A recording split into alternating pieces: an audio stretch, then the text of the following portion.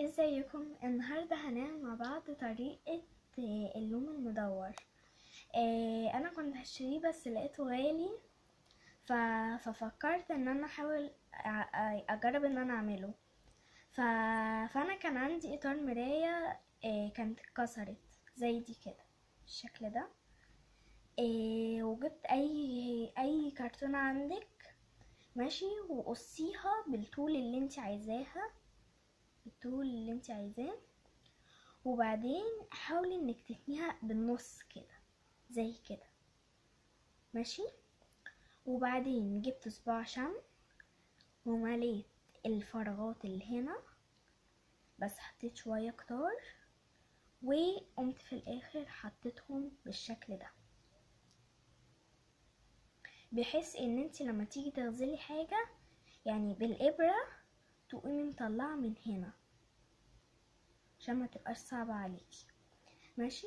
انا حطيت شمع، طبعا انتي لو عايزة تحطي غيرها او اي حاجة من دي طبعا انتي حرة. وفي الاخر لزقتهم كلهم وطلع بالشكل ده،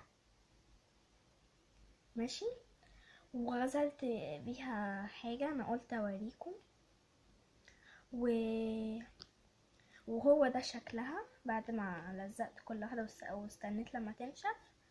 بعدين طريقة البتاع، الطريقة الغزل، هنلف لفة كده، ننزلها بس شوية، وبعدين نقوم مطلعين اللي كانت تحت كده. ومثلا هعمل واحدة تانية،